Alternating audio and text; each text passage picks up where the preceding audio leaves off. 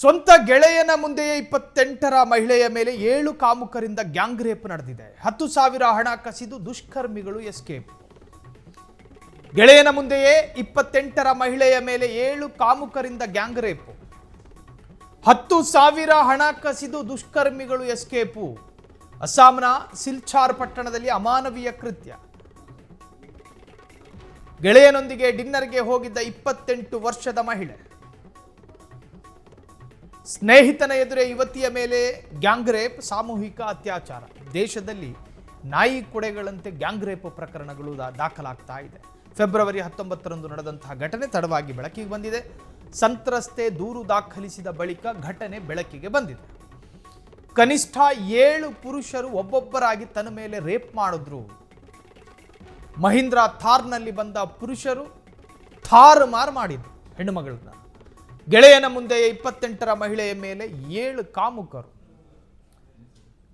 ನಾಯಿ ಜೀವನದಲ್ಲೂ ಕೂಡ ಈ ತರಹದ ಘಟನೆಗಳು ತುಂಬಾ ವಿರಳ. ನಾಯಿಗಳಿಗೂ ಕೂಡ ಕೆಲವೊಮ್ಮೆ ಮಾನವೀಯತೆ ಬಂದು ಇವತ್ತು ಬೇಡ ಬಿಟ್ಬಿಡೋಣ ಅನ್ನೋ ಪ್ರಕರಣಗಳು ಕೂಡ ನಡೆದಿದಾಗ ಅಂಥದ್ರಲ್ಲಿ 7 ಸಾಕಿರೋ ಹಂದಿಗಳ ತರ ಇದ್ರಂತೆ.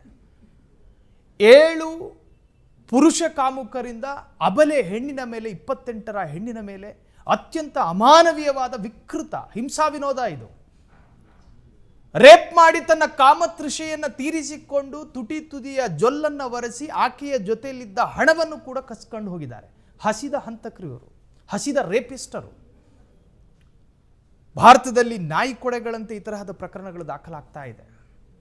ಇದಕ್ಕೊಂದು ಮ್ಯಾಕ್ಸಿಮಮ್ ಕಷ್ಟದ ಶಿಕ್ಷೆ ಪ್ರಕಟ ಆದರೂ ಮಾನವ ಹಕ್ಕು ಆಯೋಗ ಮತ್ತೊಂದು ಮಗದೊಂದು ಅಡ್ಡಿಪಡಿಸುವ ಪ್ರಯತ್ನಗಳು.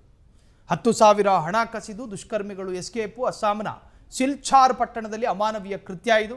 ಗೆಳೆಯನೊಂದಿಗೆ ಡಿನ್ನರ್ಗೆ ಹೋಗಿದ್ದ 28 ವರ್ಷದ ಮಹಿಳೆ ಸ್ನೇಹಿತನ ಎದುರೇ ಯುವತಿಯ ಮೇಲೆ ಸಾಮೂಹಿಕ ಗ್ಯಾಂಗ್ ರೇಪ್.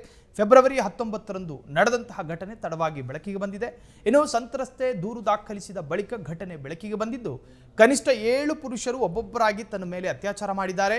ಮಹೀಂದ್ರ ಥಾರ್ನಲ್ಲಿ ಬಂದ ಪುರುಷರು ಅವರ ಗುಂಪಿನಿಂದ ಈ ದುಷ್ಕೃತ್ಯ ನಡೆದಿದೆ. ಕ್ಷಣ ಕ್ಷಣದ ಸುದ್ದಿಗಳಿಗಾಗಿ ಫ್ರೀಡಂ ಟಿವಿ ಸಬ್ಸ್ಕ್ರೈಬ್ ಮಾಡಿ, ಲೈಕ್ ಮಾಡಿ ಹಾಗೂ ಫಾಲೋ ಮಾಡಿ. ಹೊಸ ಸುದ್ದಿಗಳ ನೋಟಿಫಿಕೇಶನ್ಗಾಗಿ ಬೆಲ್ ಐಕಾನ್ ಮೇಲೆ ಕ್ಲಿಕ್ ಮಾಡಿ.